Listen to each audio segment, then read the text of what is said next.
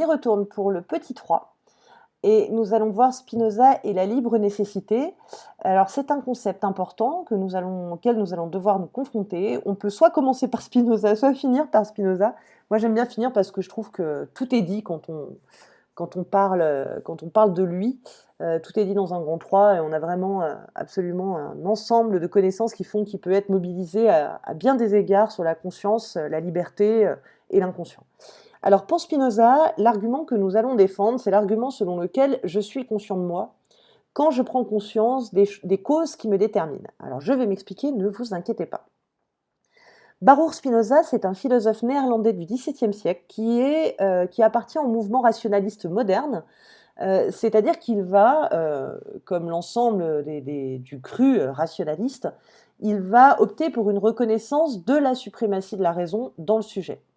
La raison, je vous le rappelle, du latin ratio, qui signifie calcul, c'est vraiment ce qui me permet de contrôler mes désirs, de contrôler mes passions, et c'est ce qui va permettre de rendre du pouvoir à la volonté. Parce que dans ma raison, j'arrive à discerner entre ce qui est bien, ce qui est mal, ce qui est juste, ce qui est faux, et donc je vais pouvoir donner du coffre à ma volonté pour suivre la bonne voie, celle qui est déterminée par la raison, contre les passions d'ailleurs. Si on prend l'exemple de la passion amoureuse, dans la passion amoureuse, on a quelqu'un qui est fou amoureux d'une personne qui n'est pas faite pour elle, et si sa raison agit, la raison va lui dire « mais attends, cette personne-là n'est pas faite pour toi, tu devrais fuir ». Et on voit ici d'ailleurs le conflit qui peut s'opérer avec la passion, où la puissance des sentiments peut parfois faire taire la raison. Mais quand la raison parle, et quand la raison finalement a raison, cela donne du coffre à la volonté et permet d'agir de la meilleure façon qui soit pour nous. Voilà. Donc finalement, chez Spinoza, il n'y a pas une lutte franche entre nos affects, les choses que nous désirons d'un côté, et notre volonté gouvernée par la raison. On va voir pourquoi. Pour Spinoza, nous sommes des êtres déterminés. Alors qu'est-ce que ça signifie ? Le déterminisme, c'est un courant de pensée qui veut que pour chaque événement qui a lieu, cet événement, il est déterminé par une cause qui le précède. Et donc, tout ce qui arrive en vertu d'une cause qui le précède. Nous nous sommes rencontrés en tant que profs et élèves en vertu d'une série de causes qui nous ont chacun précédés. D'accord ? Moi, j'aurais tout à fait pu être mutée dans un autre établissement et avoir la malchance de ne jamais vous rencontrer, ce qui aurait été tragique. Et pour autant, voilà, je peux expliquer par une série de causalités comment je me suis retrouvée à la Favorite devant vous aujourd'hui. Donc, c'est chaque événement qui sera déterminé en vertu d'un passé et d'une cause qui va déterminer cet événement. Donc, on retient que la cause, c'est l'origine d'un phénomène et c'est ce qui produit un effet. Je vous invite à noter ici la définition et la distinction cause-fin. Je vous montre. Ah mince, ça ne marche pas. Alors attendez. Est-ce que je peux réduire ma fenêtre ? Je devrais réussir en faisant ça. Voilà. Et là, normalement, tout y est. Une cause, c'est ce qui précède un phénomène, ce qui engendre un effet, d'accord ? Donc tout ce qui peut expliquer, par exemple, avant d'être à la Favorite, j'étais à Villefranche-sur-Saône et à Bourg-en-Bresse en même temps, c'était beaucoup de trajets, je me suis retrouvée prioritaire sans avoir quelqu'un qui a candidaté sur le poste en même temps que moi. Donc, cette série de causes a permis d'engendrer un effet, je suis enseignante à la Favorite. Et la fin, c'est pas la fin the end, c'est en vue de quoi nous faisons quelque chose. Autrement dit, c'est le but visé, d'accord ? Ce que nous cherchons à atteindre. Voilà, donc ça, c'est l'explication de cause et fin. Je vous laisse noter 2 minutes. 1, 2, et je repasse à la suite. Donc, chez Spinoza, tout se produit selon un enchaînement de causes qui est nécessaire, c'est-à-dire que ça ne peut pas tellement se passer autrement. Ça se passe comme ça parce qu'une cause induit un effet, et finalement, on doit reconnaître cette série de causalités, et surtout qu'on ne maîtrise pas tout. Ce qui est important chez Spinoza, c'est vraiment cette idée de se dire que nous ne sommes pas absolument libres. Si on agit selon le principe de causalité, on doit pouvoir remonter toutes les causes, voilà, jusqu'à la toute première cause. Selon lui, on ne peut pas remonter à l'infini, il y a forcément eu une première cause, cette cause première qui était à la fois créatrice d'elle-même et du premier effet qui a permis la première série causale. Et pour lui, cette première cause, c'est Dieu. C'est pour ça qu'on dit de Spinoza qu'il est panthéiste, c'est-à-dire c'est une théorie selon laquelle Dieu est en toute chose. Pourquoi? Parce que Dieu a été la cause première de tout, et s'il est la cause première de tout, eh bien, il est aussi la cause première du fait que je sois là maintenant en train de vous parler, que vous soyez en train de regarder mon écran d'ordinateur avec ma voix en off, c'est génial. Et donc du coup, Dieu est partout, puisque Dieu a été la cause qui a impulsé cette première série de dominos qui est tombée, si vous voulez. Si je puis le représenter, c'est comme des dominos qui n'arrêtent pas de tomber, ou pour ceux qui s'intéressent à cette loi de la physique, c'est comme la loi de l'effet papillon. Voilà. Pour l'auteur, nous sommes donc le fruit de ce qu'il appelle une libre nécessité. Nous n'avons pas, chez Spinoza, nous n'avons pas de libre arbitre. Parce que si nous avions un libre arbitre, nous aurions une liberté de choix absolue. Or, nous avons une liberté qui est limitée par la série causale qui fait qu'on est là. D'accord? Par exemple, vous pensez avoir une liberté absolue dans vos choix Parcoursup, c'est faux. Vous êtes déterminé par un cadre qui est celui des formations proposées, et vous ne pouvez pas, finalement, au niveau de Parcoursup, candidater en dehors de ce cadre-là. Donc votre liberté n'est pas absolue, elle est limitée par la nécessité du cadre Parcoursup. C'est pour ça qu'on parle d'une libre nécessité. Est nécessaire ce qui ne peut pas être autrement. Est nécessaire ce qui est et qui ne peut pas être autrement. Ça s'oppose à un autre mot, alors je ne l'ai pas noté ici, mais vous allez le noter vous-même, je regarde juste si je peux accéder à mon manuel. Hop.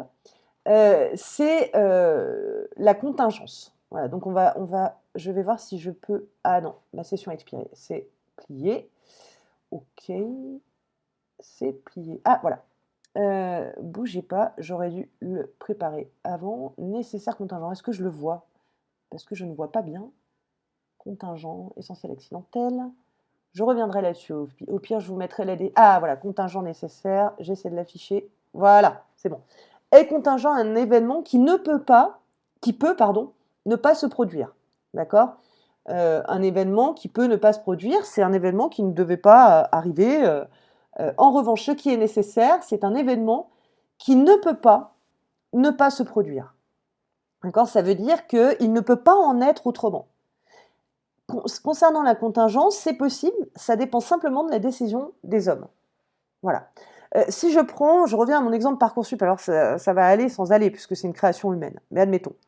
Le cadre Parcoursup est nécessaire. Vous êtes obligé, pour votre formation, de passer par ça.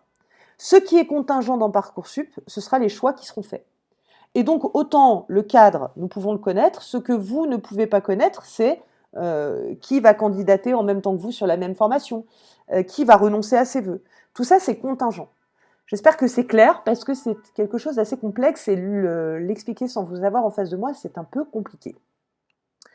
Donc vous voyez bien que la libre nécessité, elle impose un cadre fixe à l'individu, et notre liberté va s'exprimer à l'intérieur de ce cadre. Autrement dit, la liberté n'est jamais absolue chez Spinoza, elle est relative au cadre qui est fixé. Voilà, là je vous ai remis une petite phrase sur la distinction entre libre arbitre et libre nécessité. Donc chez Spinoza, oui, la libre nécessité, non, le libre arbitre. Il donne un exemple pour cela.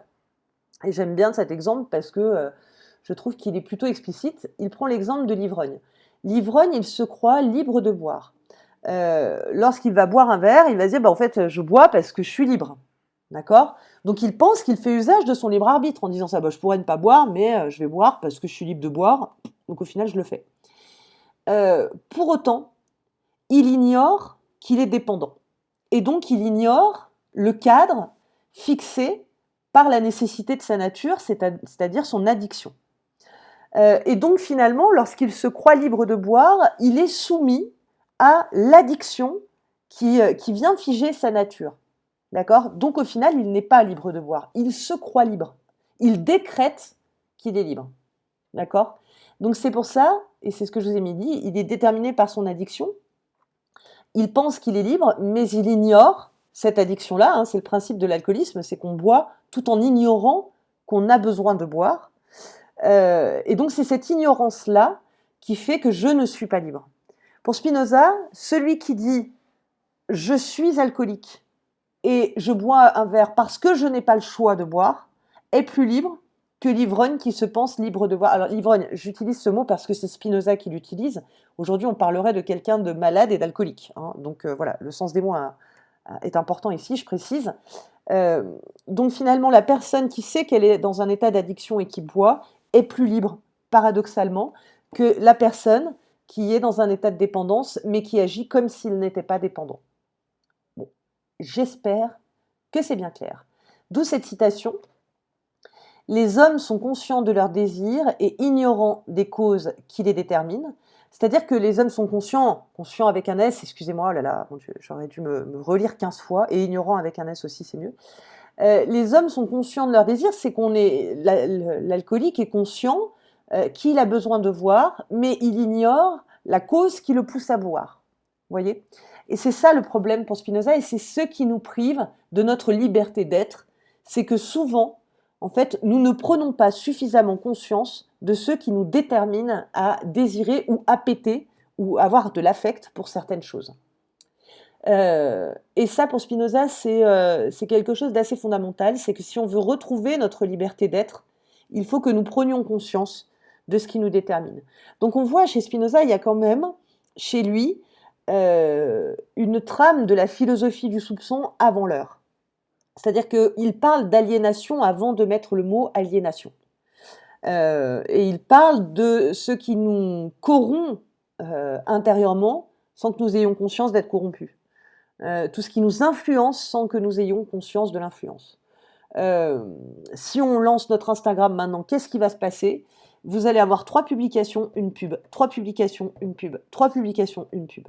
Mine de rien, le jour où vous allez acheter un produit, c'est que nécessairement, vous l'aurez vu à un moment donné avant dans vos réseaux sociaux. Et donc, en vous pensant libre d'acheter tel ou tel vêtement, c'est probablement que vous l'aurez vu, soit par le biais de votre téléphone, soit par une publicité à la télé, soit parce que les copains en ont plein et que vous avez envie d'avoir la même chose.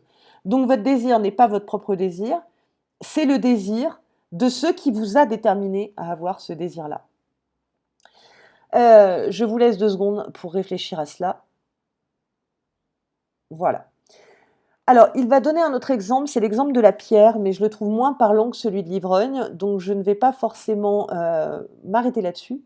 Ce qui est intéressant, c'est la distinction qu'il peut y avoir entre déterminisme, ce concept-là, et le fatalisme, qui est un mouvement opposé. Alors, ce que nous allons faire, c'est que je vais vous laisser je vais vous laisser les vacances pour remplir ce tableau.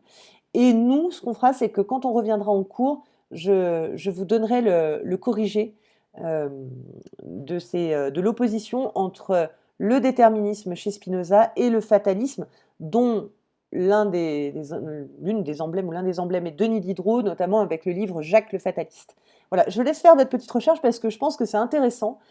Déterminisme, c'est qu'on pense que tout suit une loi de causalité, donc ce qui m'arrive vient du passé, et fatalisme, c'est qu'on pense qu'on a un destin tracé pour nous. Donc ce qui va nous arriver finalement a été choisi en quelque sorte pour que ça nous arrive à nous. Alors que le déterminisme, c'est la loi j'aurais presque envie de dire du hasard. C'est-à-dire que les choses se passent comme ça. Alors ça ne convient pas parce qu'il n'y a pas de hasard dans le déterminisme, mais on a cette loi de causalité finalement et rien n'a été véritablement écrit pour nous. On n'a pas de destin à proprement parler. On sera simplement le résultat de cette causalité, ce qui est différent du fatalisme. Voilà, j'espère que ces 3 leçons ont été claires. J'ouvrirai pendant les vacances un petit chat, un petit reel Instagram pour qu'on puisse échanger ensemble sur ces questions-là. Voilà, je vous remercie de votre attention. Et puis, encore une fois, hein, si vous voulez vous servir de ces vidéos pour vous endormir le soir, je peux en faire plein, ça me prend que très peu de temps. Je vous souhaite de belles vacances, reposez-vous et à bientôt.